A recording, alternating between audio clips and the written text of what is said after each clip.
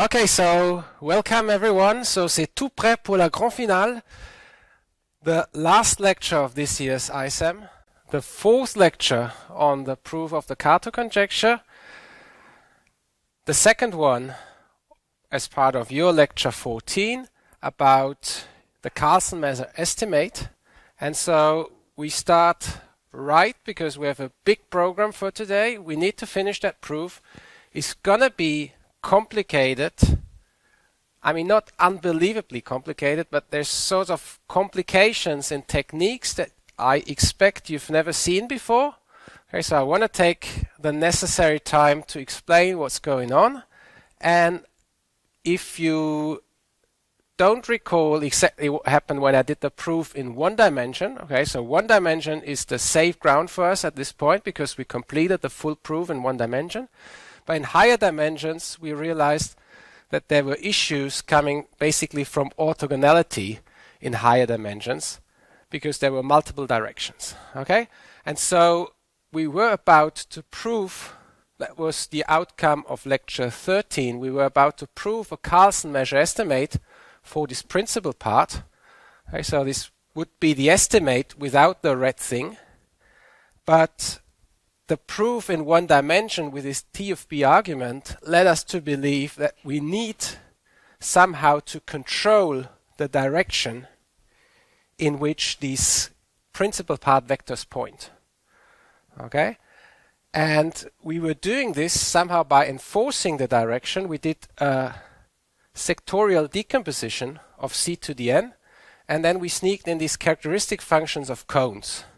Okay, so this gamma epsilon psi guy here, the drawing in one dimension, one complex dimension, was that there was the unit circle, then this vector psi was being called the central axis of the cone.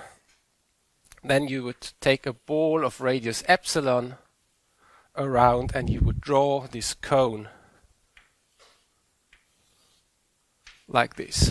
Okay, and so this somehow means that if vectors lie in here, then they are somehow in direction close to psi, or more precisely that should be psi bar because I was using the cone psi bar here, right? Okay, and so the way that we did it is we were convincing ourselves that this key estimate would be enough. It would be enough to prove the Carlson measure estimate, or to find an epsilon which somehow steers the size of these cones. Of course, this epsilon is going to be small because we want to get as close to the preferred direction as we possibly can. And then we want to prove these estimates, and by covering argument, this key estimate was seen to be enough to complete also the proof of the Kato conjecture via the Carlson measure estimate for the principal part. Okay, so that's what remains to be done. And so from now on,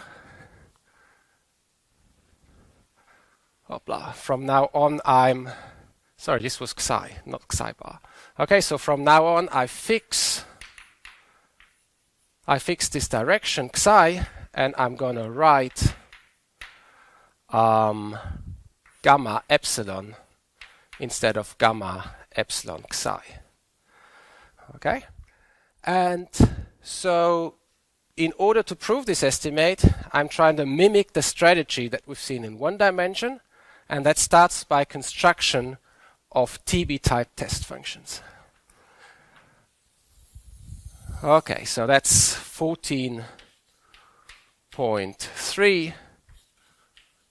construction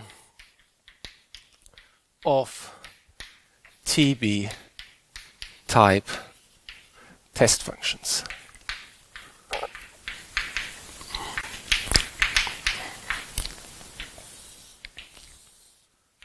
Okay, and so the construction of the test function is hidden in the next proposition. I should keep in mind that this epsilon is something that we're going to play with twice.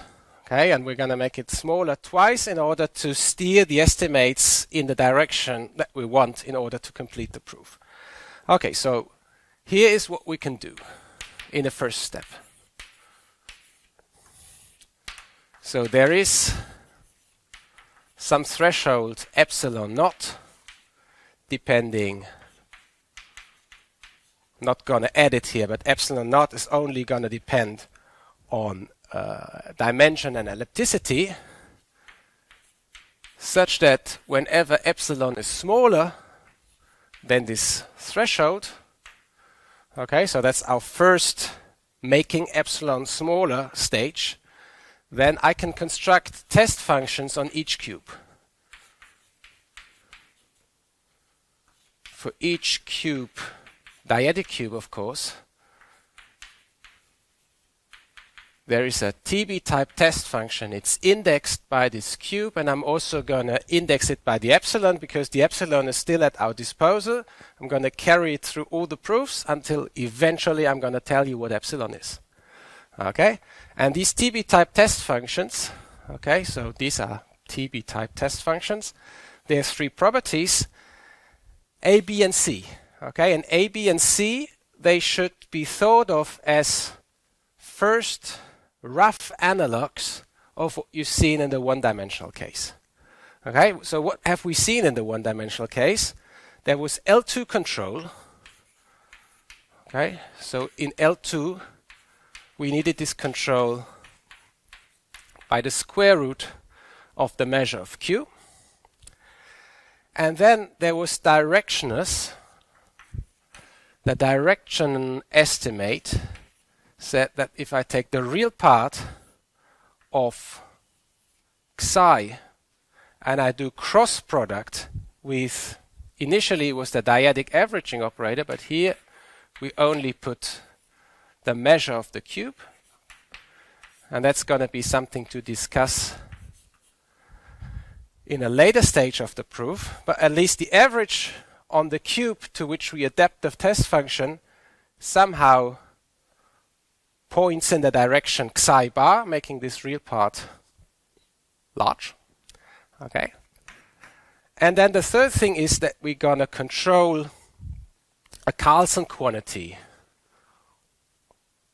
with the test function. Okay, so on R of Q, I'm going to control gamma of t x times dyadic averaging operator acting on the test function at x squared dx dt over t. Okay, and this I'm going to control by something that will grow when epsilon gets large, so it's c over epsilon squared times the norm of q. Okay, so that's what I have. Now I should say that, you know, in this estimate I didn't state explicitly the control of the truncated square function with bq, epsilon and theta, but we're going to leverage this control implicitly when we prove property C. Okay?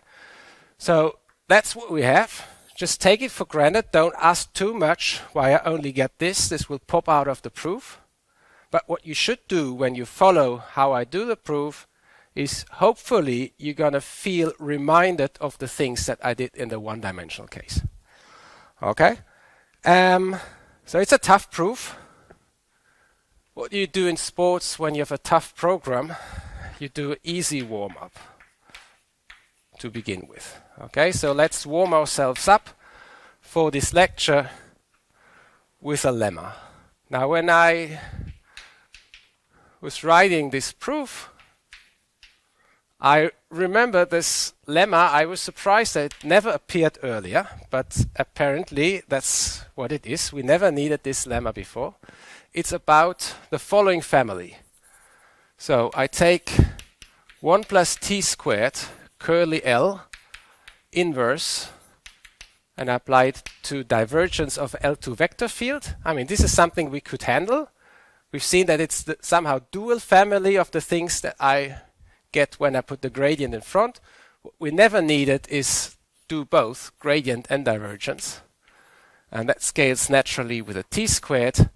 And the claim is that I can do uniform bounds for this. This goes like 1 over lambda times f in L2 norm. In other words, this family t squared grad resolvent divergence uniformly bounded in L2. Okay, so it's a good warm-up. We're going to need that family in the proof of the construction of these TB-type test functions. Okay, so how do you do the proof? Well, I'm going to set W to be 1 plus t squared L inverse diff f.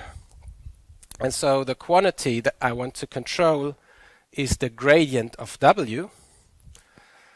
Okay, so gradient of W L2 norm, let's put a square, is something that I want to control. Let's start only with a t squared, even though eventually there should be t to the 4. And I mean, I'm still working with an elliptic operator. How do I control the square of a gradient from above? I use the form. Okay, so I use ellipticity. Put a lambda here. I can control it by the real part. Now I could write the sesquilinear form, but I could also use this definition of the curly operator, which is a representation of the sesquilinear form. So I can just put plainly here the real part of t squared L of W. Okay, that is ellipticity, and I put the t squared. It can move in and out. It's a positive quantity. Okay, well, that's not particularly helpful, but it gets more helpful when I just do this. Doesn't change the estimate because all I added was L2 norm of W squared. So the estimate is still correct. Because if I do it like this, then I can use the equation that is satisfied by W by definition. Okay, so that gives me the real part of, I should say, well, these angular brackets, what are they? They are the H-1, H1 duality pairing. Of course, the pairing in which L, the curly L operator, is defined. Okay, so that gives me just the divergence, very weak divergence of F paired with W, still in this H-1, H1 pairing. So this is H-1, this is H1. Well, by definition, this is just the real part of F, and then it's a minus gradient of W, and then I do Cauchy-Schwarz. I get F, and now this is a 2, F in 2, and I get gradient of W in L2 norms. Okay, so that's the estimate I get by definition of how the very weak divergence operator acts. And then you look at both sides. Well, and you see this cancels over here. Okay, and then you have your estimate. The lambda goes to the other side. It's the same thing. Okay, so that's the warm-up proof. Okay, so we're going to use that family in the following. Now, in order to prove the proposition,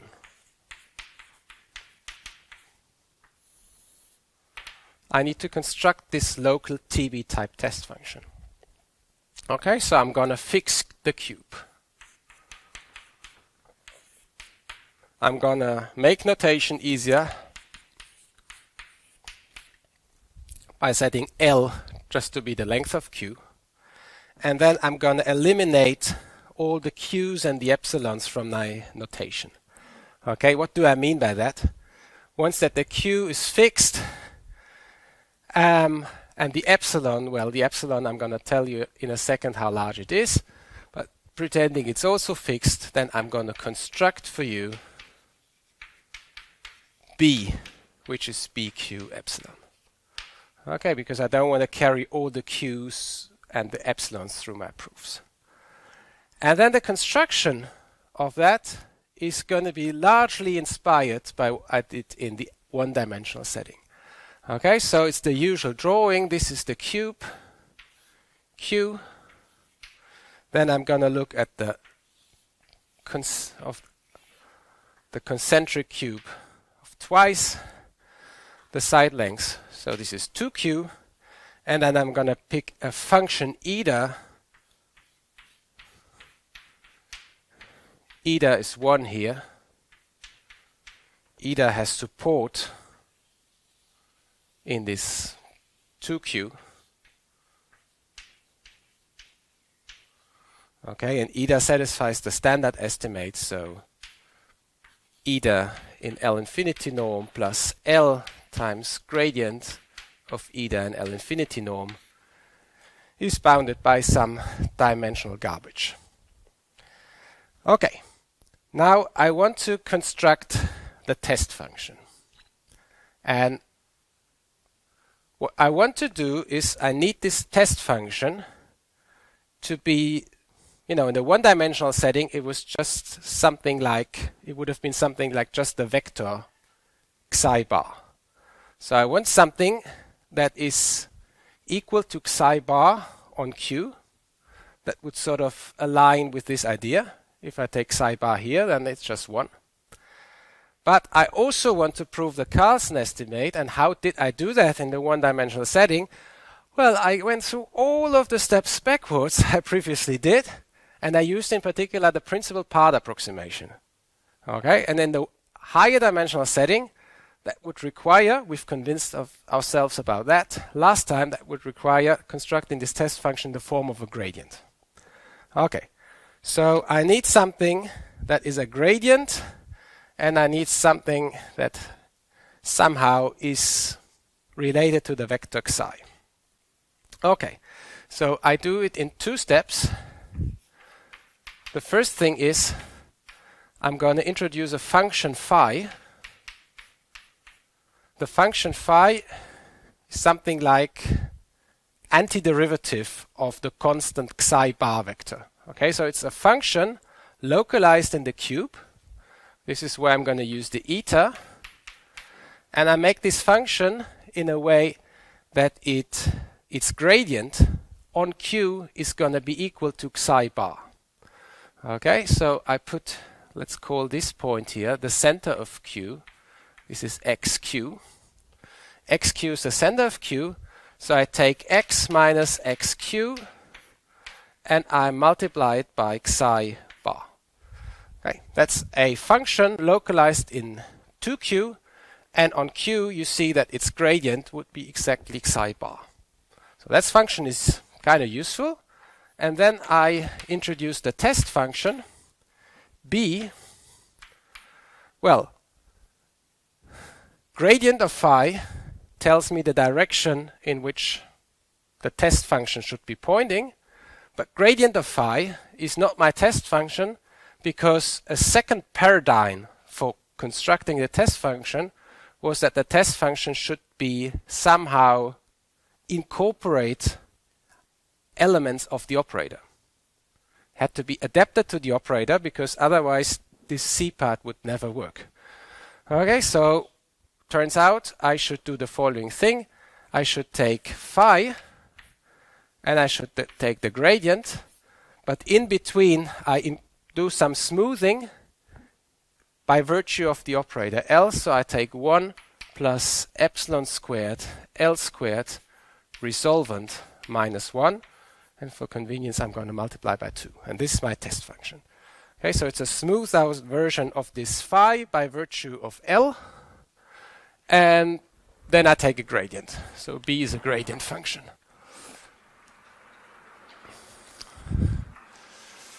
Okay, so you're going to see in a second, you're going to see better why this really conveys the idea that B is a gradient function that has a chance of being close to psi bar on Q. Okay, so here is somehow the L adaptation of phi. In other words, the reason why the L is somehow incorporated in the good way in this test function. So let's see. Let's try to calculate a half times b minus phi. Okay, so I'm comparing a half times b with phi. I'm going to produce some error terms. This is why half times b minus phi has some error terms. Then b has a good chance of being very close to phi. All right, gradient of phi. Gradient of phi should be what it is. Okay. So how does that go? Well, this would give a gradient. The half disappears. Then I should open a parenthesis. I should put the resolvent in. 1 plus epsilon squared L squared L inverse. I should have the phi on the outside, and then I should have a minus 1, because here I just have gradient of phi. Okay, so that's what it looks like. Now you know these calculations by heart. We did them a quadrillion times. This is resolvent minus 1, so I can factor this thing and I can let appear the operator. Okay, and I'm going to make it a curly operator. So it's 1 plus epsilon squared L squared curly L inverse epsilon squared L squared curly L of phi. Okay, the usual plus minus resolvent thing. Okay, and then this epsilon L squared I'm going to put in front. So it's epsilon squared L squared gradient. Then 1 plus the resolvent, if you want so. But it's written with the curly operator. And then I want to do some calculations. So the minus together with the L, this produces a divergence. And it produces a gradient phi. Okay, so that's these two things together, written out the divergence form operator, and I'm gonna put brackets around like this. Okay, so that's a good computation. I'm gonna call that now the usual numbering. I'm gonna call that 1410. Okay. So that shows how much of an error it cost me to introduce the resolvent compared to just taking the gradient of phi. The gradient of phi points exactly where I want to have it, but it's not adapted to the operator, and it would just miserably fail the property C. Now here you see, well, if this epsilon is small, this kind of looks like something that could be controllable. Alrighty. So now let's go and prove these estimates. Proving these estimates is not going to be super hard. It's going to be just plain L2 estimates plus support properties of these functions. Okay, so in part 1 I need to bound the L2 norm of the test function b. Okay, and I have this 1410. So instead of bounding b directly, I'm going to bound gradient of phi, and then I'm going to bound this difference guy. Okay, and so gradient of phi is easy to bound in pointwise fashion because, well, you do product rule. Okay, so it's going to give me gradient of eta times whatever is left there, right? So x minus xq times psi bar. And then it's going to give me in the same way the gradient of phi drops to the linear function. Then we've seen that produces precisely psi. So it's going to give me plus eta of x. Okay, maybe I push this a little bit higher, then at least local people can see all at once. Okay. Now, how large is this quantity? Well, gradient of eta gives me c over the length of the cube. Then x minus xq, this is measuring the distance of points in the cube to the center. So this is at most square root of dimension times half of the side length. And this guy is a unit vector. And eta is just bounded by 1 or by c. Okay, so it's plus c. And that's it. But all is localized inside of 2q. Okay, and you see square root of L, the L's cancel over here, and this is just dimensional stuff. You have the bound by the characteristic function of 2q. So if you take L2 norms, that says that gradient of phi in 2 norm, some other constant, okay, the c is going to vary from line to line in these estimates. Gradient of phi in 2 norm squared is bounded by the measure of q. Okay, just square this and then you integrate over q. Well, that's what it is. Okay, so this is one estimate. Numbering says I should call it 1411. And of course I'm able to understand that 10 and then next comes 11, but I never know which equation deserves a number in the first place. All right, so this is gradient of phi, so I still need to bound this thing over here. So let's see, I also have that the norm of b minus 2 grad of phi in L2 norm. Well, now this is twice this object. So it's this family acting on this function. Okay, but this family, this has a chance of being bounded. Let's see, what did I do there?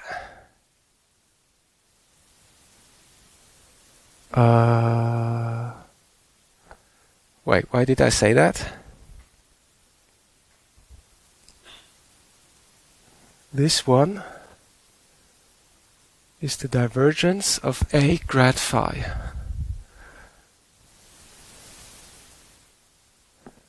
And I want to use the lemma, and I want to use 4.10.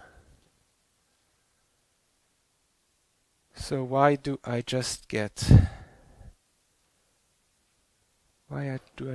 that? Sorry. Oh, yeah, it's all fine. Sorry, I was confused in my head. Look at the lemma over there. So this is t. Okay, so t is epsilon L, so it's t squared gradient, curly operator, divergence. This is precisely the lemma, so this is uniformly bounded. So I can say this is less than 1 over lambda times A grad phi in 2 norm, and then A grad phi in 2 norm is precisely what I can bound from there. So if I square all of these quantities, okay, then I can bound that by A goes with a capital lambda, so it's C capital lambda over lambda measure of Q. Okay, so here I use 14.7, and here I use this estimate down there.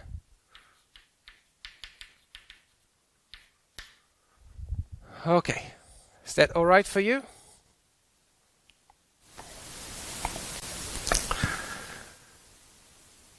Okay. With a 2, yeah, it should have this is a half, so that, I mean, not that it mattered, but it would have been a 4. Okay. Okay, so if you take these together, you have this bound b minus twice the gradient phi, you bound the gradient phi. Both are bounded by the measure of q. So this gives A. Okay, these two together, this guy plus this guy give this guy. Okay, so A is done.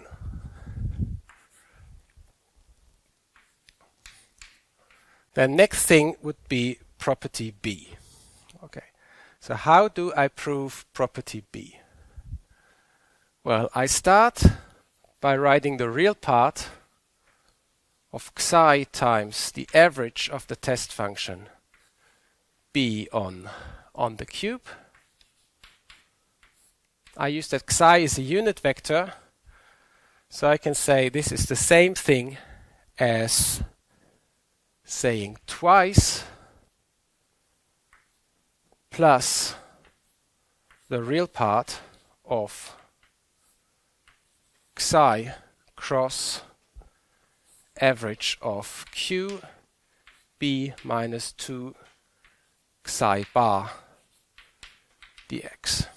Okay, so I did inside here, I did plus minus twice xi bar, and then you see that minus xi, these guys together, they produce a 2, and this 2 sits over there, so nothing happened. Okay, so now I want a lower bound for this by 1. I have the 2 sitting there, so I just need to bound this guy from above by 1, and then I'm done. Okay? So, how do we do that? Now I'm going to look at the average on q b minus 2 xi, and I'm going to use again this 1410 identity, and 1410 is going to tell me that I can rewrite, well, I do one intermediate step for you, it's just only for you. Okay, 2 xi bar on q is precisely the gradient of phi times 2. Okay, so this is minus twice the gradient of phi. This is how phi was constructed. Okay, and then I can use this 4.10 thing, 14.10, and I can write the whole thing as the average over this minus this, right? I can write as the average of the gradient of a certain function, and I have to tell you what that function really is. Okay, and this function is going to be all that is sitting there. Okay, so let's see. I want to put all of this into the definition of u. Okay, and if I want to do it like this, then the epsilon squared and the L squared have been missed in my first attempt to make the estimate correct. So I should put epsilon squared L squared. Okay, and u is the same function that is sitting here. So this is u.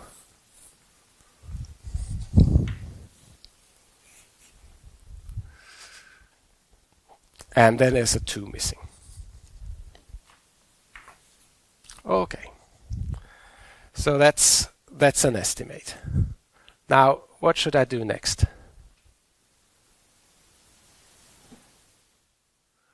I need to bound this from above, right, to make the estimate work. So I should take absolute values here. Turns out that I will have to estimate the absolute value of the average of a gradient field on a cube. Okay, so we have a lemma to do that. So average q b minus 2 xi bar squared. Now I have to look up the number of the lemma. That was lemma 1312. Lemma 1312 told us that we can control averages of gradient fields by a constant over the length of the cube, and then there was a product of two averages on the right hand side. There were two L2 averages. Now I'm gonna make the estimate slightly rougher. I just put global L2 norms. But then I have to account for the fact that initially I would have to put two averages, so I have to divide out the measure of Q.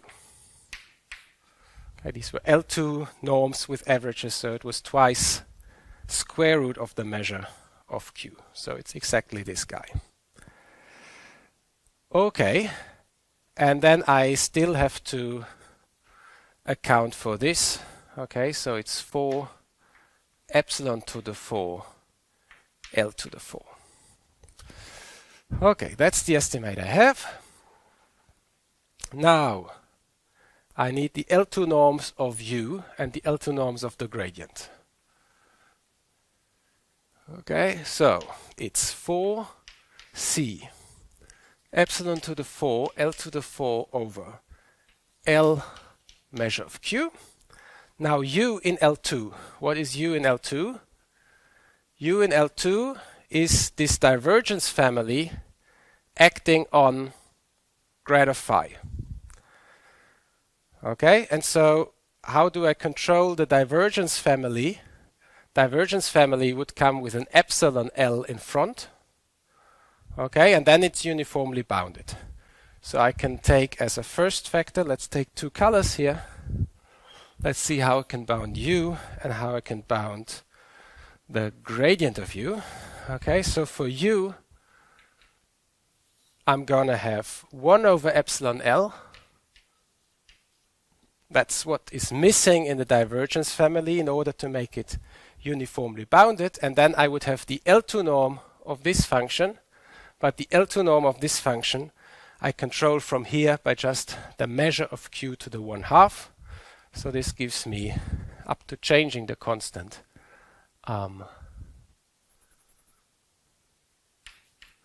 Q to the 1/2. Okay, and then gradient of U.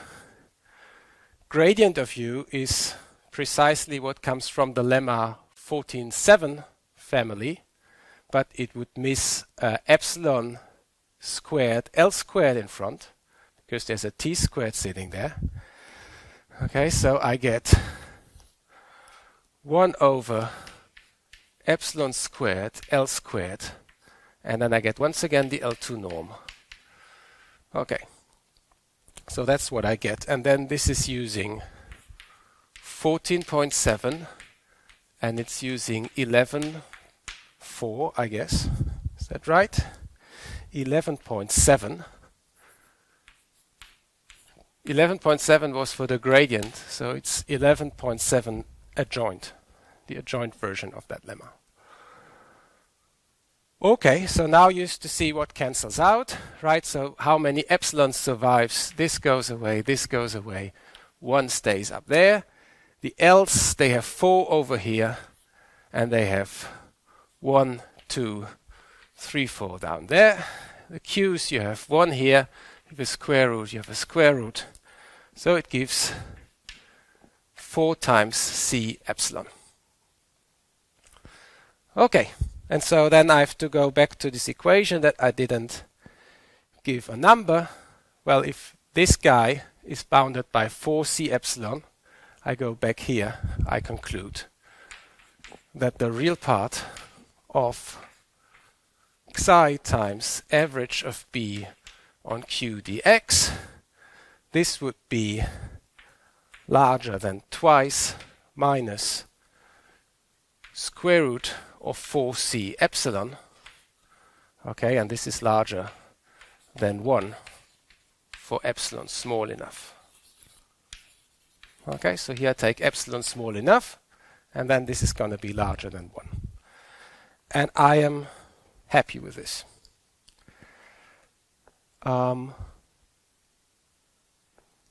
Okay, so it remains to do part C.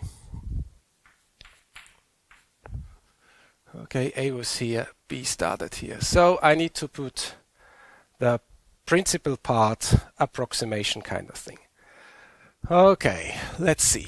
So I start on R of Q with gamma t x times at b at x squared dx dt over t.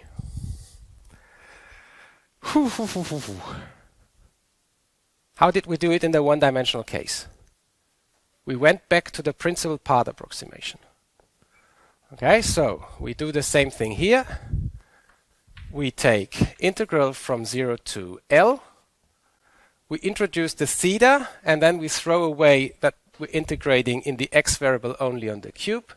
So we're making it gamma t minus gamma t times at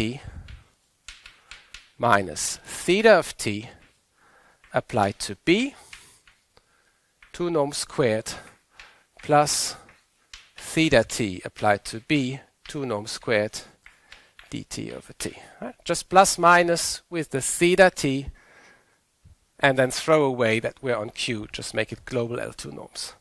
Okay, and then I should maybe put a 1/2 here, and then I'm happy.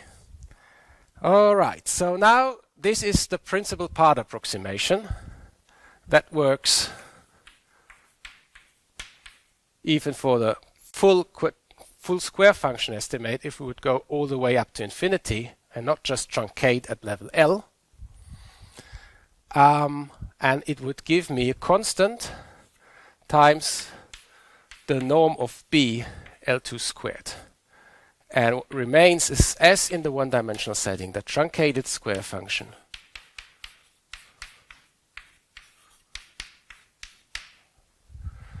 Okay, was it okay to use the principal part approximation at this point? The principal part approximation would require a gradient field, but we constructed, you see it over there in 1419, we constructed B in the form of a gradient. So it's fine, it's legitimate to use the principal part approximation on B. And then B, we already computed the L2 norm because we finished the proof of A. The proof of A says that the L2 norm of B is bounded by the measure of Q. Okay, so this is bounded by the measure of Q, which is completely okay for the estimate we're after because epsilon is going to be small. This term is even uniformly bounded. So I need, as in the one-dimensional setting, I need by bare hands to go here and squeeze this truncated square function as long as it sort of reveals its secret to me, shows that it's bounded. Okay, and this is the point where I need to use that this test function has been adapted to the operator. Remember that in the last lecture, this was the point where all of a sudden a and a to the minus 1 cancel, and I was able to compute the divergence of the test function theta instead of being stuck at divergence of a times theta. Okay, so let's see if we can pull this computation off our head. Theta t of b is what? Theta t was minus t 1 plus t squared L inverse of diff. And then b came at 2, and then it was a diff of a, sorry. So this is theta t. But it's going to be applied to this b function, the 2 I just put in front. So it's a 1 plus epsilon squared L squared curly L inverse applied to phi. And now there's the miracle happening. It's not a miracle because we designed the test function in a way that exactly this would happen. here I can recombine these things and I can make it a minus L. Okay, and then this minus L I can move over there.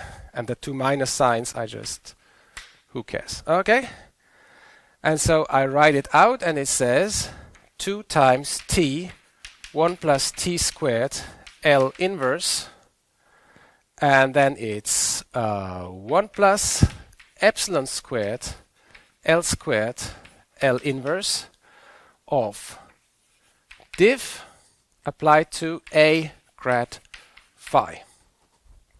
And the way I want to put my brackets here is that I have this operator, then I have these gradient operators, and then I have A grad phi.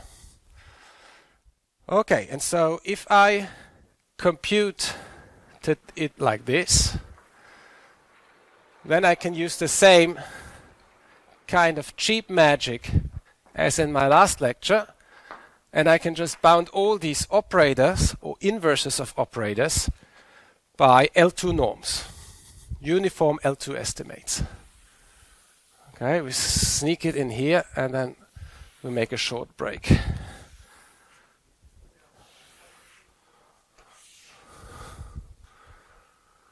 Isn't there a minus sign missing? Yeah, maybe there's a minus sign missing because I cancelled these minus signs, but what I... Yes.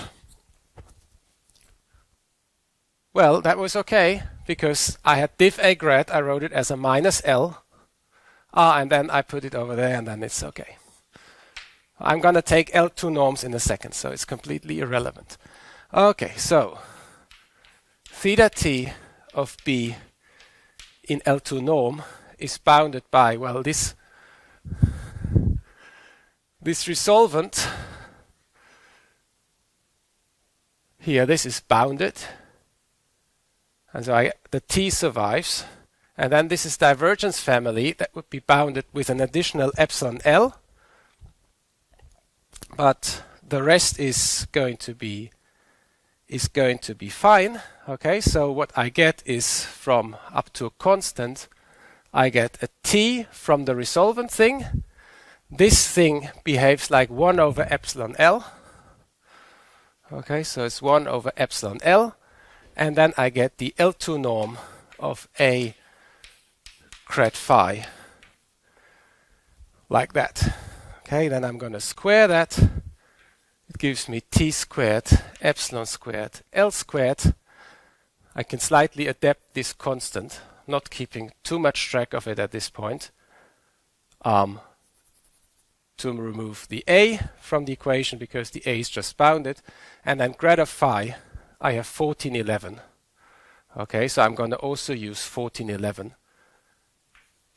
1411 says that grad of phi in L2 norm squared is bounded by the measure of cube, so I get some constant T squared epsilon squared L squared measure of the cube. So that's what I have. It's precisely like last time I did this estimate. Now I'm going to integrate all of that with respect to dt over t. Okay, so let's put integral from 0 to L dt over t, integral from 0 to L dt over t, integral from 0 to L dt over t. Then you see the additional t squared here. T squared with a t just gives me t. And then I integrate from 0 to L, so it gives me a length of L squared in the integral, and then up to changing the constant once again. This gives constant over epsilon times the measure of cube. Okay, and this is precisely the required estimate that I can use back over there, and I put the two things together, and you see that I proved the control of gamma t times at bq. All right, so that's it. I need to shortly breathe, and then we're ready for the second part. Okay, so I mean, if you're watching online, then you can make a break by just, you probably realize that, yeah, you can stop the video. You can make a break. Guys here in Darmstadt, they're going to have an endless break after this lecture because I'm not going to appear for 15 lecture. Some guys in Karlsruhe, if you're saying that I'm going to need a 15 lecture to prove this, I'm going to prove you wrong on this. Okay? I'm not sure if you're watching the videos, but I just wanted to make that remark. Okay, so we're going to have a long break when the lecture is over, but we're not going to have a break now. And because I want somehow to maintain somehow the speed that this thing picked up, basically you can forget about the construction, how I constructed these test functions. Okay, and if you think about if you would have to summarize the proof, after all it was rather elementary. I could make it a 15-step exercise, you could have done it as well. So instead of getting stuck with the definition of the test function, let's just try to recap some of the important things that happened in this proof. Okay, so because last time we had this ABC list, I told you what would be important in higher dimensions. Well, we constructed the test function in the form of a gradient. That was okay. And we proved these estimates. We had this L adaptation of the test function. That was the miracle that happened over there, that when I applied theta t to the test function, I could somehow recombine the gradient that made B a gradient field. I could recombine it with the diff A that was sitting at the end of theta for one operator, and then I could commute things, and I could construct a manual control for the truncated test function. What I am missing at this point is that I would have to put the dyadic averaging operator here. Right? This is not enough. Compared to the initial strategy, I want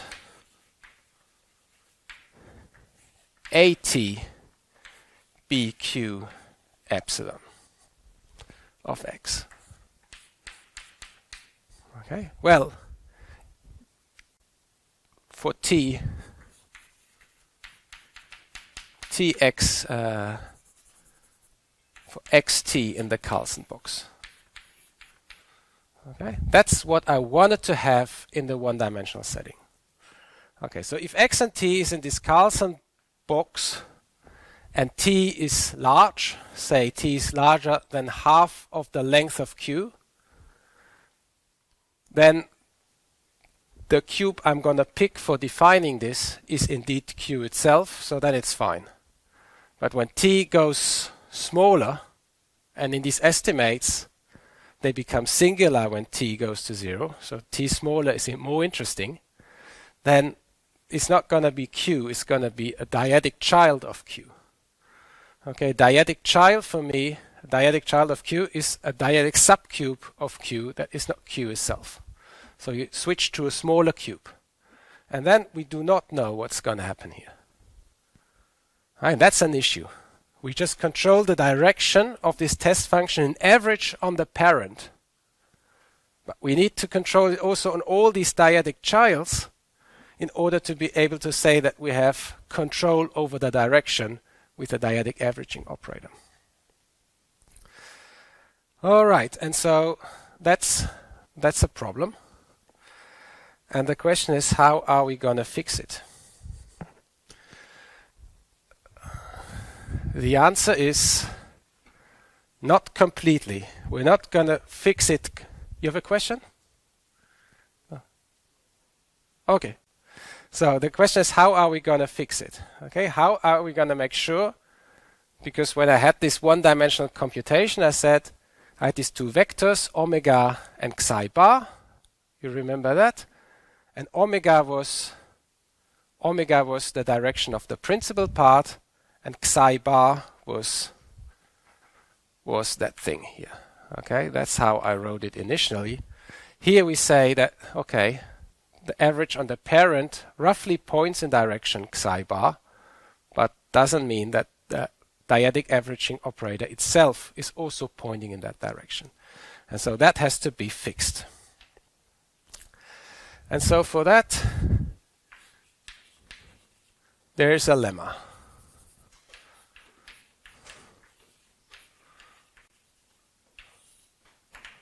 And now the thing is that I'll not be able to fix the direction on every dyadic child of Q.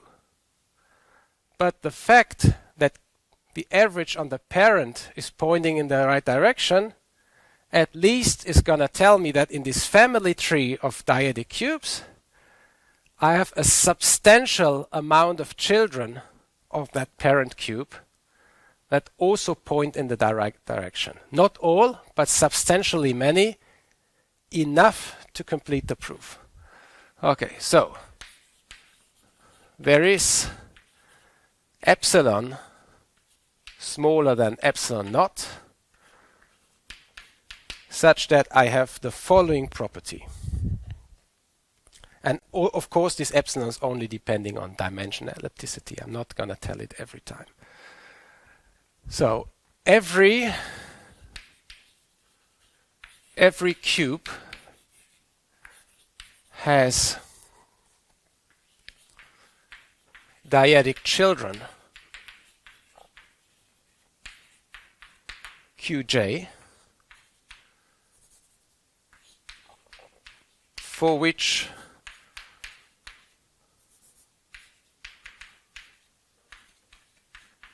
the following two sets have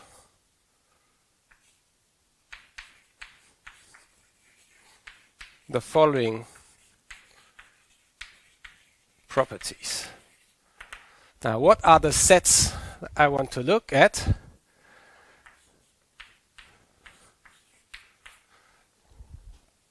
E of Q is going to be Q minus the union over all these children. Okay, and E star of Q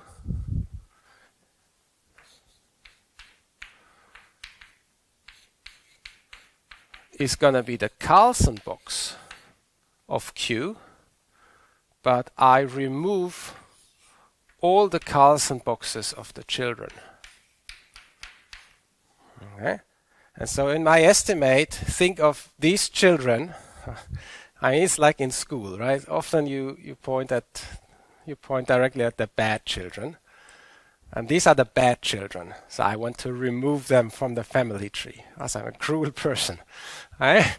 So if I eradicate these bad children from Q in such a brutal manner that I also eradicate all their Carlson boxes at the same time, then I'm going to get a good Carlson measure estimate on the nice part of the Carlson region, and I'm not going to throw out too many of the children. That's what the lemma says. Okay, so the measure of what remains is larger than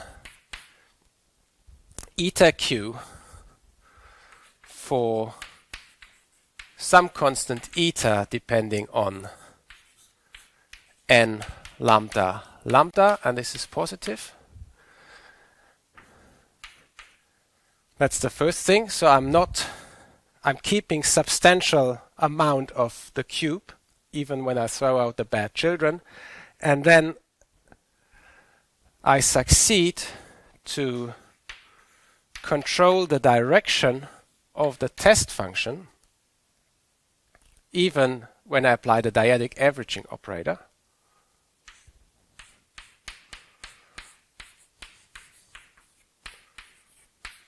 Okay, this, remember, in the language of the first lecture, this was what we used to call psi bar. Okay, so it's really this estimate that W times psi bar dot product controls the norm of W W used to be what? It used to be the principal part, gamma Tx. Now we said the principal part is in one of these sectors, so that holds whenever xt is in E star q and when omega is in my truncated cone, gamma epsilon. Okay, so that thing here eventually fixes and fully implements in the higher dimensional setting what we wanted in the one-dimensional setting, or what we observed was super important in the one-dimensional setting. Okay.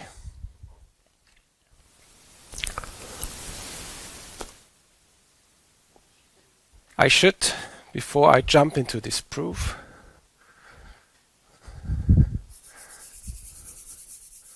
I should give you the title of this section. So this is what? Section 14.4.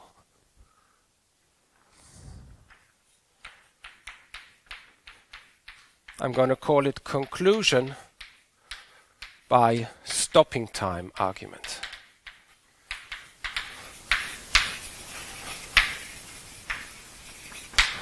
Okay. If you did a little bit of probability theory, then you've probably came across stopping time arguments at one point. It's the same idea. I'm going to explain it in the proof. Okay, so how do we prove that thing? So of course epsilon is going to be less than epsilon naught. And then let me continue here. I look at cubes, and cubes can have bad properties. What could be bad? What could be a good thing? Things I want from cubes is that the average is pointing roughly in direction of psi bar. Okay, so what is a good thing to happen with a cube for me is when this real part is large. This is something that I do like. I don't actually care if the real part is larger than 1, but say larger than 3/4 is still completely good with me. Another thing that I like is when the average on that cube doesn't get too large. Okay, so I also like when this is, say, smaller than 1/4 epsilon. I don't want these averages to explode. Okay, so if children are brave, are kind, right, and they satisfy these estimates, then I like them. Okay, so this is 14.15, and this is 14.16. When I take epsilon small enough, you can convince yourself by using Cauchy-Schwarz and property A that the parent cube is going to have. Now someone's trying to, I'm not going to go to my phone now. Unless, okay, let's see. No. Okay, so the parent cube is going to have this property, at least for epsilon, rather small, because there is some good bound, and the parent cube has this property. Okay, and so now I do not like if cubes do not satisfy these properties. So what I do is I start with a parent cube, I dyadically divide it, and I look at the children whether they satisfy these things or not. And then whenever some of these estimate fails, then I say, well, you're a bad child. I'm going to throw you in this collection G, and then your Carlson box is going to be ignored. And if the estimates are fine, then I divide again, and procedure goes like this. So I stop every time that one of the childs fail one of these estimates. That's why it's called stopping time argument. In other words, because I start on the top level parent, and I stop the first time that one of these estimates fails, is I'm taking the maximal dyadic subcubes of Q for which one of these estimates fails. Okay, so set the collection Qj, these are maximal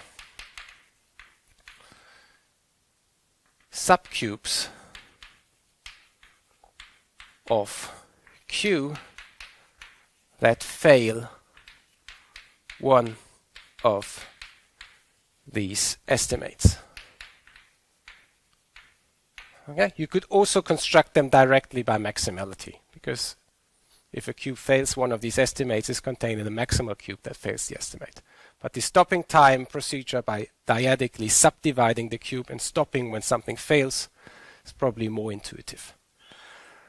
All right, so let's convince ourselves that these are the children that I would have to look at.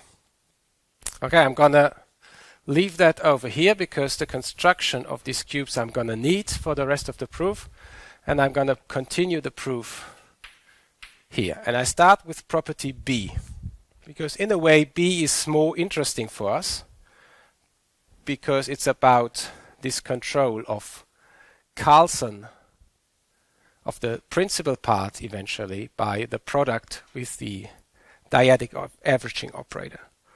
Okay, so let's see. Suppose xt is in EQ star. Okay, so I claim that now. Let's see. Should I claim directly something? No. I want to prove this estimate. Okay, so I say W. So I say V is AT BQ epsilon at X. Okay, so this is by definition the average over the unique cube of blah blah blah over BQ epsilon. Okay, because like in the last lecture, because X is a member of Q and T is less than the side length of L, this Q prime is going to be one of the dyadic children of Q. Okay, so that's a child of Q. All right, so now I claim that this dyadic child is a cube that satisfies both properties. So it's a nice child that I get here. Okay, so Q prime satisfies 14, 15 and 14, 16. Now, why is that? Well, if that was not the case,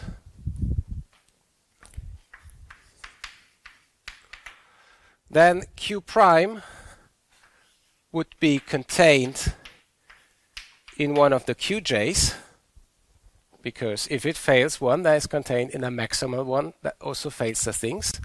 But that would imply that X would be in QJ, because X is in Q prime, so it's also in QJ.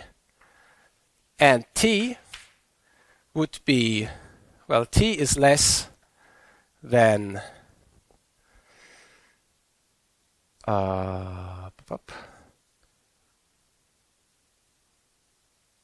T would be the generation that was used to define this average. Okay, so T would be less than the length of Q prime by definition of the dyadic averaging operator, and Q prime is contained in Qj, so that would be less than L of Qj, but that would imply that xt would be in the Carlson box of Qj, because it's in Qj and it's a number between 0 and the length of Qj. Okay, but that's impossible because the Carlson box of Qj has been removed when I defined E star. Okay, so that's impossible. So Q prime satisfies both estimates. Now, what does that mean, that Q prime satisfies both estimates?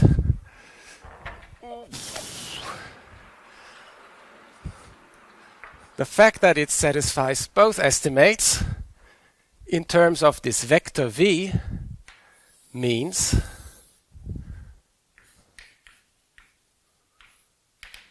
that V in length, I can use 1415. Okay, V in length by 1415 is less than 1 over 4 epsilon. And the real part of psi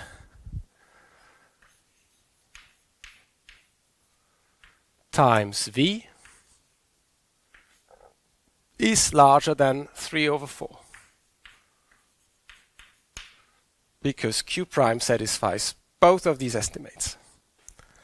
Okay, so now comes the moment where I'm going to use the definition of the cone. So we get, if I compute W, remember W in the statement is an element of the cone.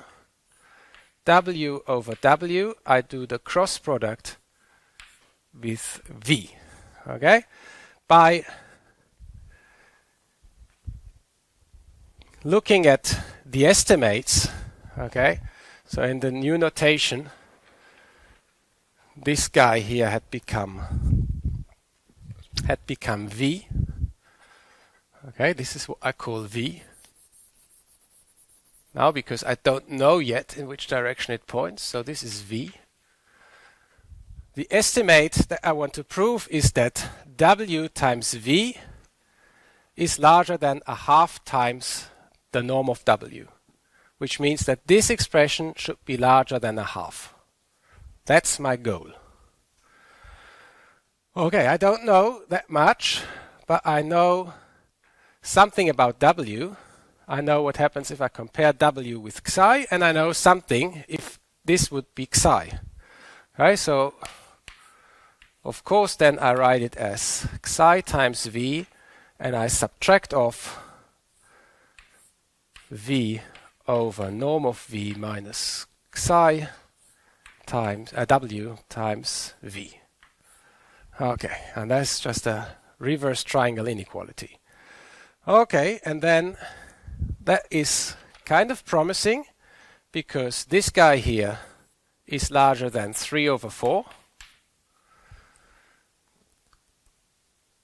This psi is the central axis of this cube. Okay, so this is less than epsilon. And this in norm is less than 1 over 4 epsilon. So the whole thing is indeed larger than 3/4 minus 1/4 is a half. Okay, and so that proves the estimate. Right, so at this point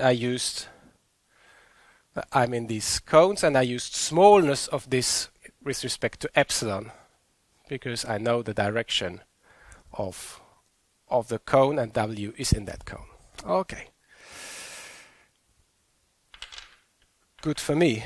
Now I have to prove the stacking condition. Right? So that the fact that, okay, I can always do the construction like this. It's just completely useless if I throw away all the cubes. So why did I not throw away too many cubes? So let's see. I'm gonna call Qj indexed by index J1. These are the guys that fail the first estimate. This corresponds to 14, 15 fails. And then the other possibility that the cube could have been selected was that the other estimate fails, so Q, these are all J indexed by J2, and it means that 14, 16 fails. Okay, and the union of these cubes, they're gonna need names. So here I'm gonna call the union of all these things. This is f1 of q, and the union of all these things, this is f2 of q. Okay. I should say something I forgot to write. I hope this is the way that you thought about the lemma all the time. Of course, here I have pairwise disjoint children, right? Which is not an issue because I selected them by maximality, and cubes selected by maximality, they are disjoint by maximality. Okay, so what do I have to do with that? I have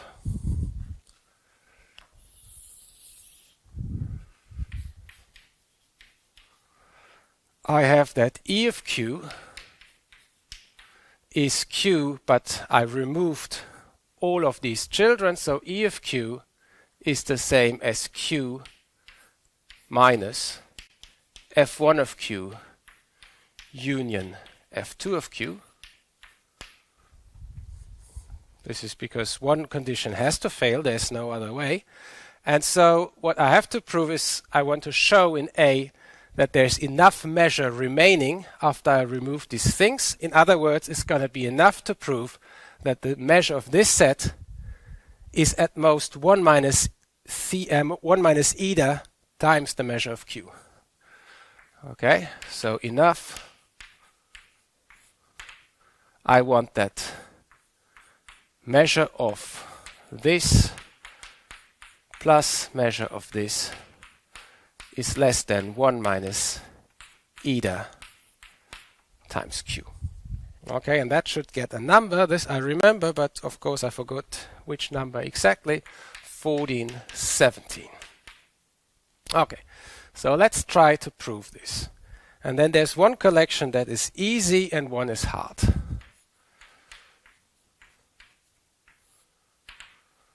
Okay, I claim that if the first condition fails, then it's easy. So f1 of q.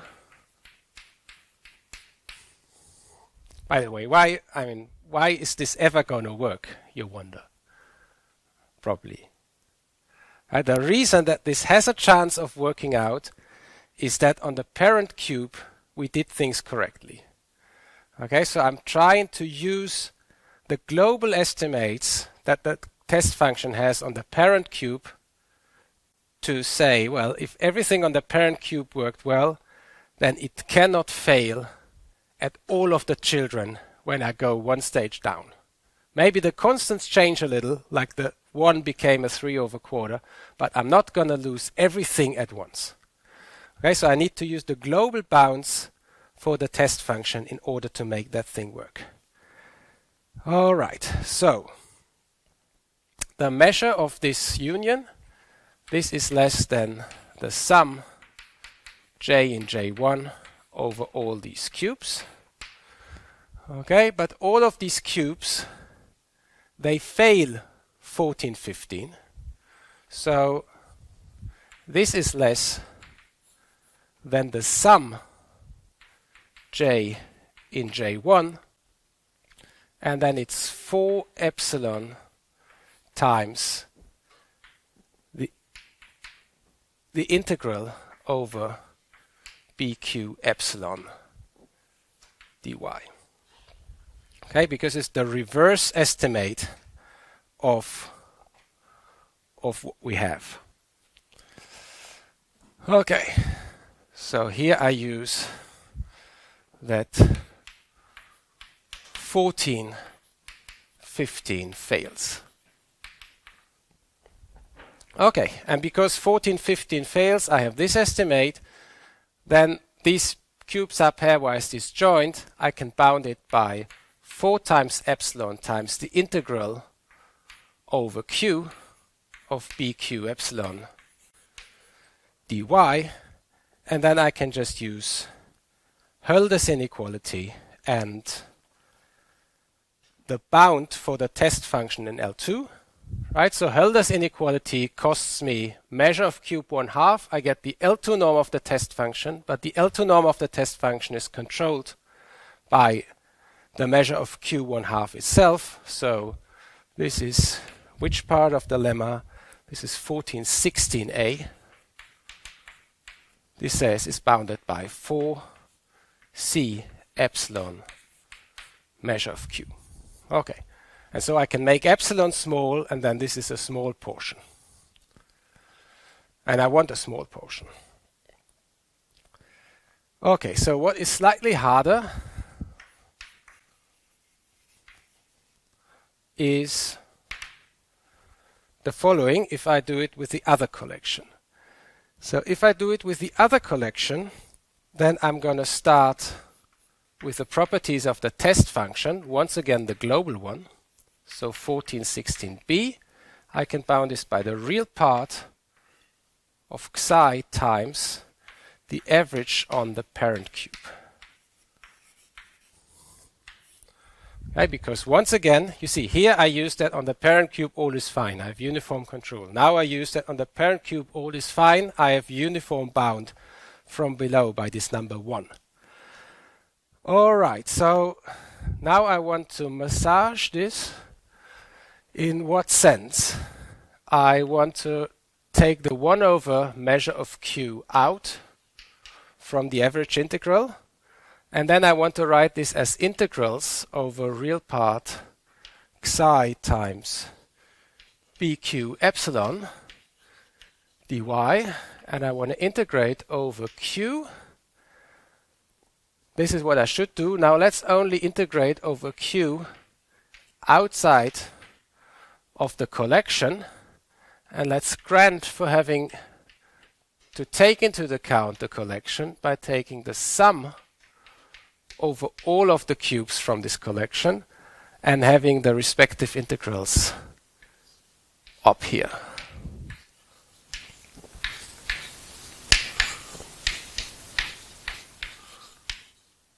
Okay, that's a way of writing it. And now you can look up there, 14.6 fails for every of these cubes. Okay, so if 1416 fails for every cube in this collection, this means that these integrals over there, they are all bounded by, it's the opposite of what's happening there, right? So it's bounded by 3/4 times the measure of qj. If there was a dash here, they were bounded by 3/4. I multiply the measure over here. So it's like that. Okay?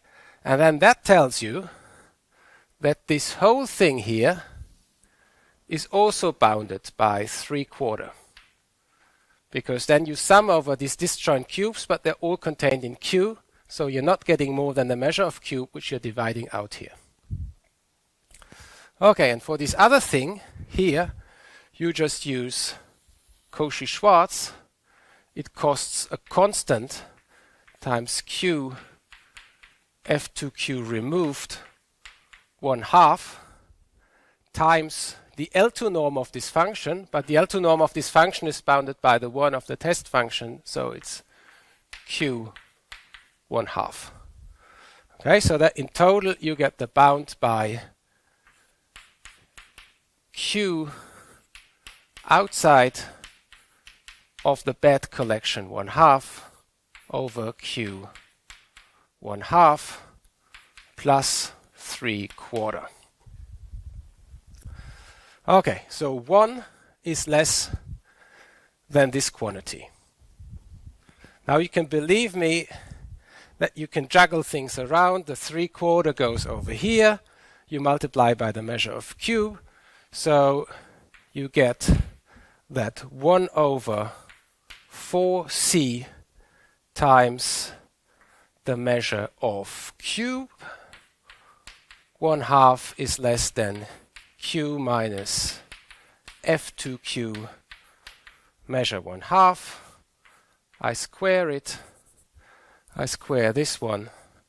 But this is just measure of Q minus measure of F2Q.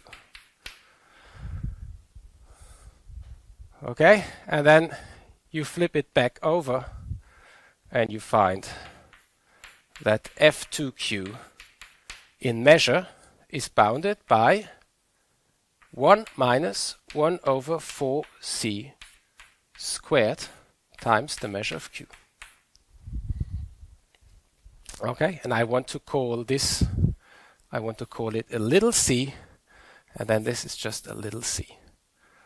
Okay, and the little c is smaller than 1, which is a consequence of this estimate because there's a minus sign here.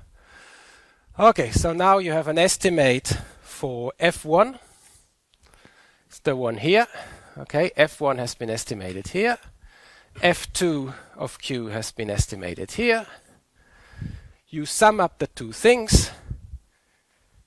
You come to the conclusion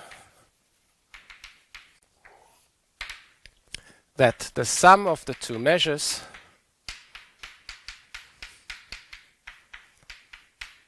is bounded by 1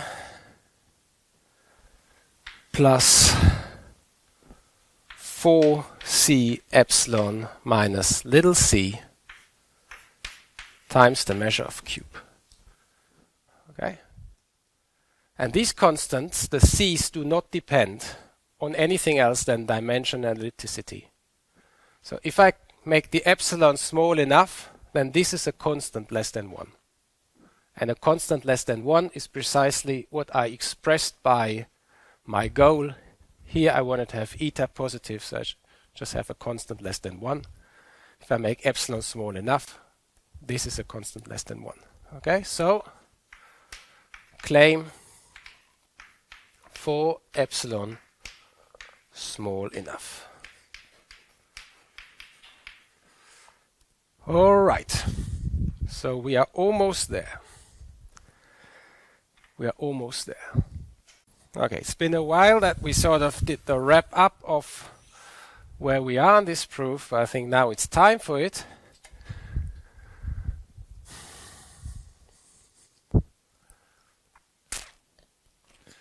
So first of all, I'm going to fix epsilon. I'm going to fix epsilon as in 1418. Okay, so from now on epsilon is fixed, and I'm just going to write gamma for the cone, and I'm going to write BQ for the test function. Now, you see, what we want to do after this crazy succession of steps would be the following. I want to bound the Carlson norm with the characteristic function of this fixed cone in there, squared dx dt over t.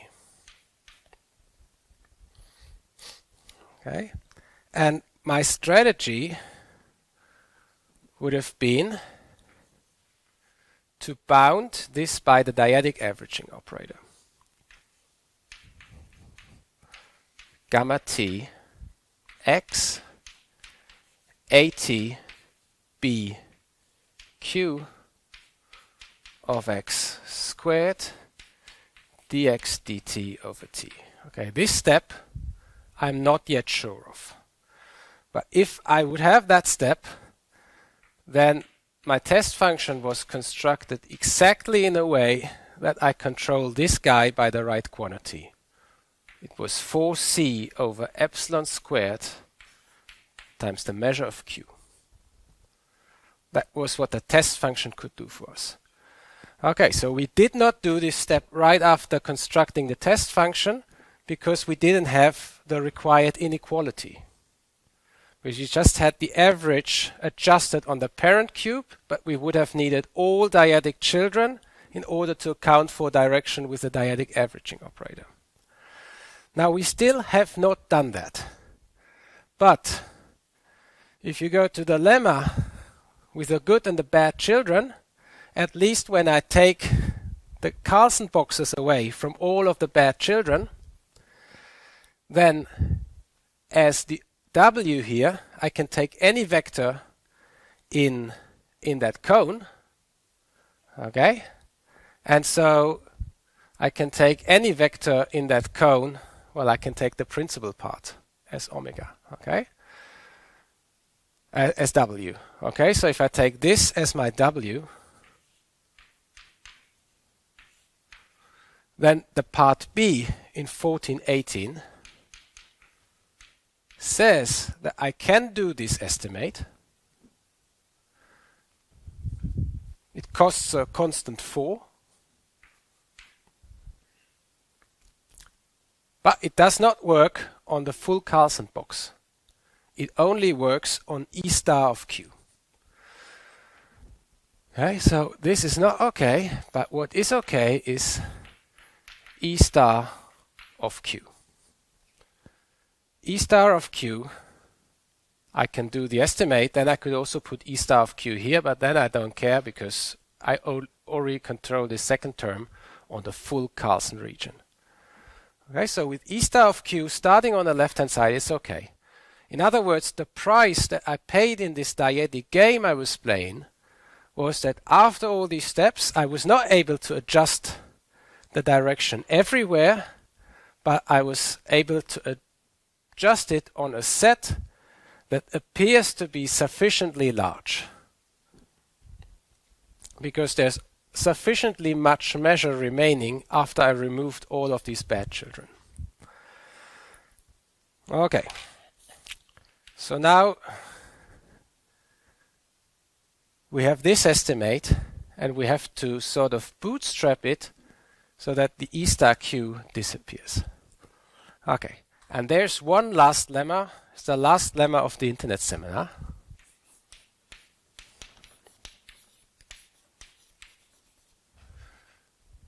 The last lemma of the last, you have a question? Just ask.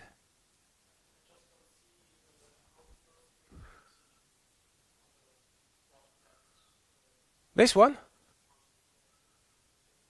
From here to here? Well, you take W. The question is, how do I go from here to here? You take W as gamma Tx. The norm of it is bounded by its dot product with the dyadic averaging operator of the test function. And so I go from here to here. This is W in this estimate, and then it's just writing up the estimate. It's nothing else but that. W over here was a vector in the cone, and gamma Tx here is a vector in the cone, or it's 0 and it's not taken into account. That's all. Pointwise estimate for vectors. Okay, so you have the Carlson, you have something that looks like the Carlson measure estimate, except that you're not starting with the Carlson box, but you're starting with this E star Q. Okay, so the very last lemma of the internet seminar is the Jon-Nirenberg lemma. For Carlson measures.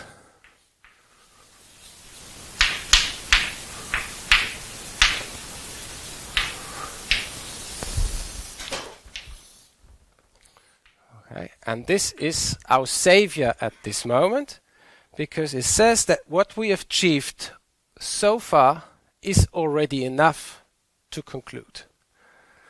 So it says if V is a Borel measure on R to the 1 plus n plus, and this Borel measure has the property that there are constants kappa and eta positive,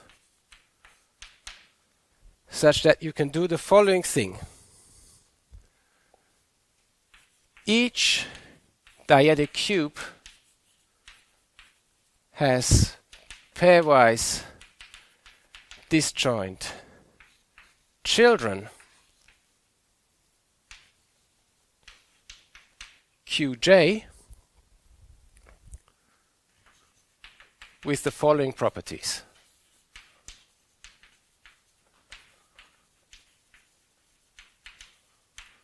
First property is that the measure of EQ is larger then eta times the measure of Q. EQ and EQ star are defined as being over here. And secondly, the Carlson measure, or the measure acting on E star Q, so the Carlson box of Q, but removed all the Carlson boxes of the children, this is bounded by kappa times Q. Then it follows that nu already is a Carlson measure, and its Carlson norm is at most kappa times eta to the minus 1. Okay, so in the setting that we are, for our measure, this one, this is our measure nu.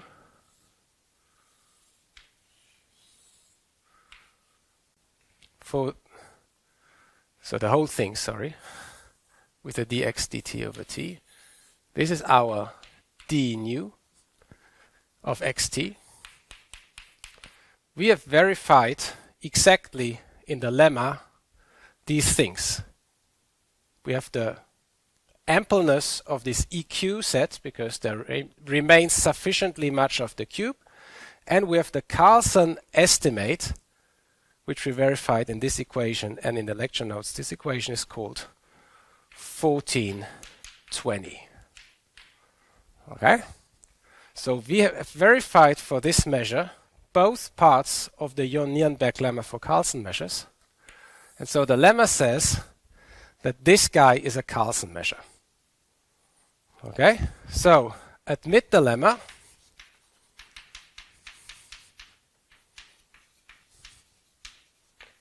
And apply it to d nu of xt being what is written over there. Okay, so the blue measure. Then it follows the blue measure is Carlson, which is precisely what I had to prove in the key proposition. Okay, this gives key proposition.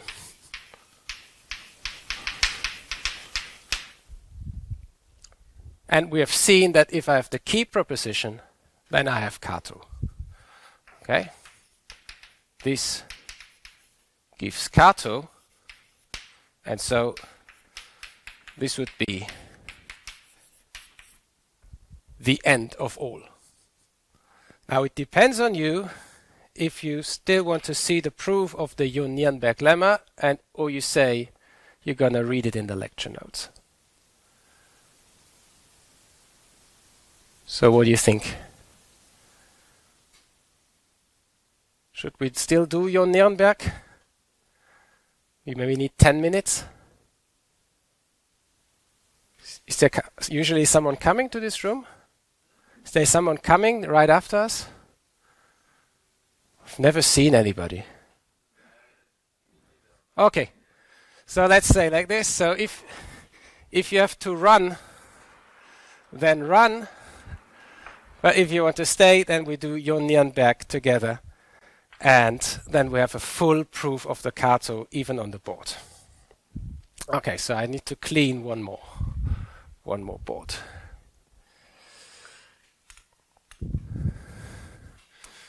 Right, this feels like it's getting exciting because we're getting so close to the end. Okay.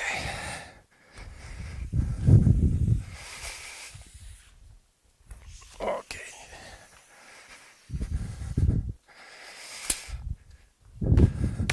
Come on, Morris, you can do that. So, proof of the Jon-Nirenberg lemma. By the way, it's kind of amazing that this works out, right? We throw away all these things, but in the end, it's enough to prove what we want. Right? And it's, well, if you ever happen to be tutor in analysis 4, again, maybe, then take the Jon-Nirenberg lemma and put it as an exercise.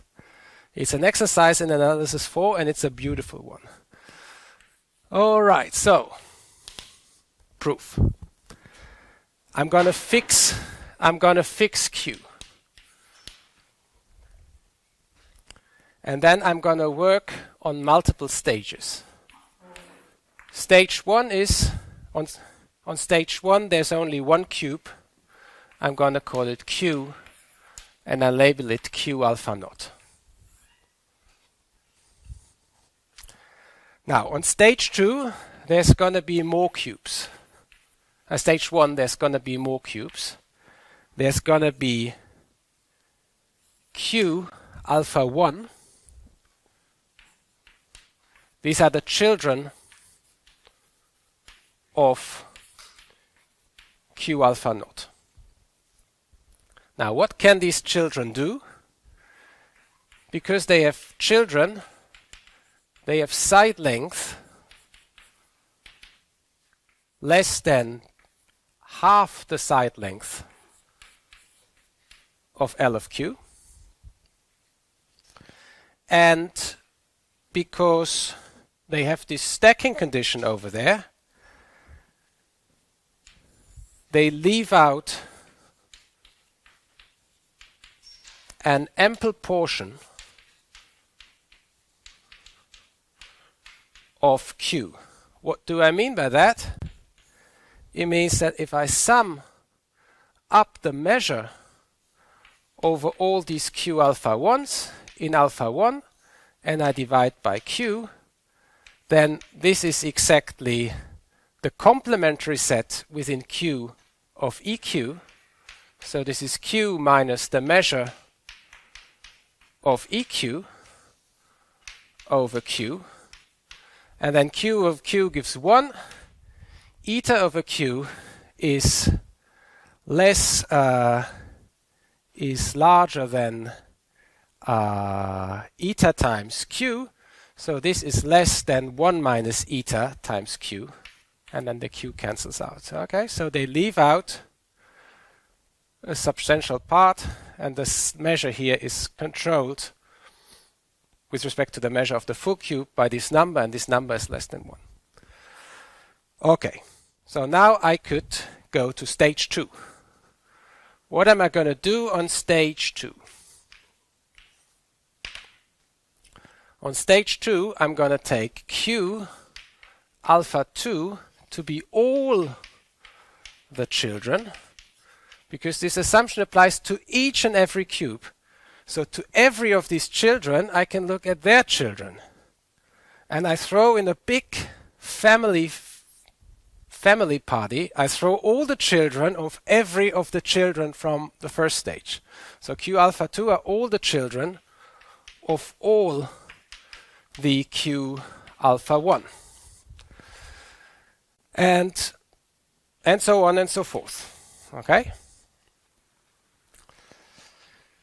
And so I get to a stage K. And on stage K, I have cubes I'm going to label by alpha K. Okay, and alpha K cubes, they have which properties? They have side length less than 2 to the minus K L of Q, and they leave out, well, which portion do they leave out? If I take the sum of the Q alpha K's and I divide by Q, every time I skip to the next stage, I leave out, I only take a 1 minus eta portion of everything I had before. So if I do it once, I keep 1 minus eta portion. If I do it again, I keep 1 minus eta squared portion. If I do it k times, I keep 1 minus eta to the k portion. Right? Because in each selection step, I only keep the 1 minus etath fraction of what I had before. Okay. And once I've done this observation, the rest is measure theory. Not particular hard one. R of Q is where I need to control the measure because I want to prove Carlson. R of Q is E of Q, E star of Q, union all the boxes I threw away.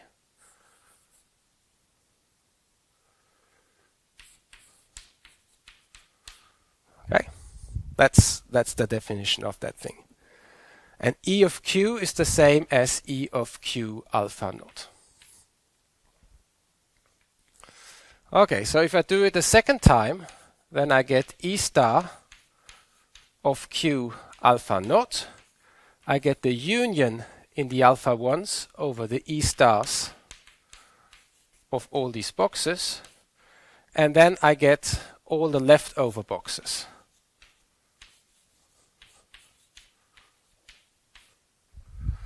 Okay, and then you see that if I iterate that, in the next step I would get the E star of the stage 2 cubes and the leftover would be on stage 3. So if I do that m times, I get a union alpha. I get the union k from 0 to m. I get the union over all the E star boxes of Q alpha k. And I get the leftover. These are the cubes. Stage m plus 1 are Q alpha m plus 1. That's how that thing would look like. Now, what is in here? In here are points. Well, they have an x and a t coordinate. The x coordinate is in the cube, and the t coordinate is less than the side length. But these cubes get smaller by a factor of 2 every time I do that. So if I take any point in that box, if I just wait long enough, then its positive t coordinate sooner or later is going to be too large in order to be smaller than the side length of the cubes and the leftover, because they satisfy this estimate. Okay? And that cannot happen for every m at the same time. So for every cube, for every point in here, at some point the point is not in the leftover. Then it has to be in here. And so if that works for every point, then I can simply erase this and I take this up to infinity, and then there's equality. I have the partition of the Carlson box into the double infinite union of these things. Okay, and if you remember that at some point I told you that my wife was joking about harmonic analysis being about trying to solve a problem, and if it doesn't work, then you just divide into cubes, and on every cube you're still not solving the problem, and you divide again, and so on and so forth, and sooner or later all the problem is solved without having done anything. The proof that she was making reference to was the proof of the Yon-Nienberg lemma. So now you've seen it, and the step where all the trouble goes away is that I go here to infinity, and then my trouble is gone. Right? And now the rest is easy. It means that the measure of the Carlson box is bounded by the sum. K goes from 0 to infinity,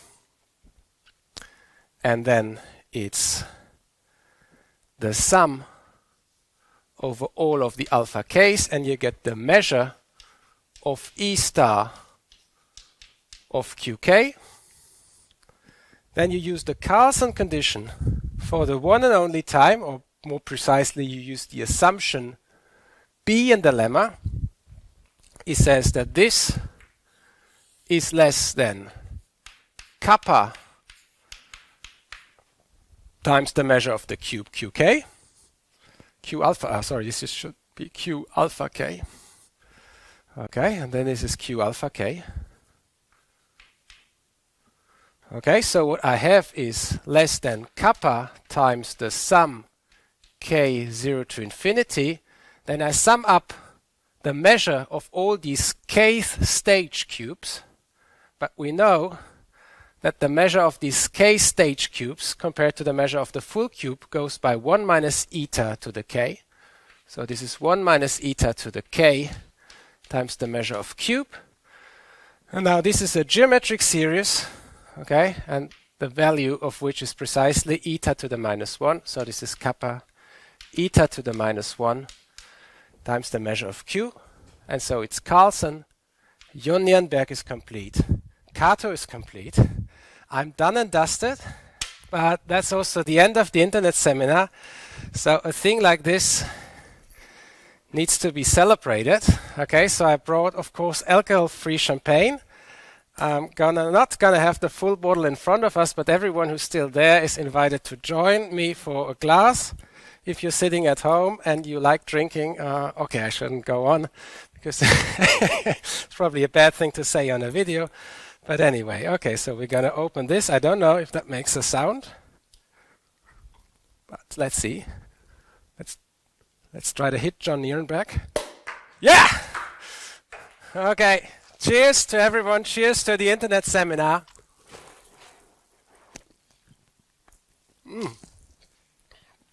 Cheers to you guys. That's it. I was making me a lot of fun to do these videos with you. Hope to see you on phase 2 and phase 3 in Lumini. Bye bye.